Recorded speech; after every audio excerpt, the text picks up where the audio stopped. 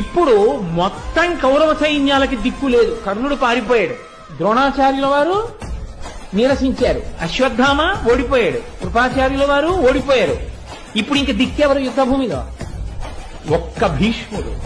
ఉత్తర కుమార పోని రథాన్ని తాతగారి మీదకి, తాతగారితో యుద్ధం మనమే మొదలు పెడతాం అని తన దగ్గర ఉన్నటువంటి అస్త్రములను తీసి ప్రయోగం మొదలుపెట్టాడు.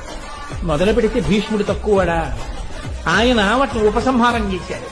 ఆయన ప్రయోగిస్తున్నాడు, ఈయన ఉపసంహారం చేస్తున్నాడు. ఆయన కొడుతున్నాడు, ఈయన కొడుతున్నాడు.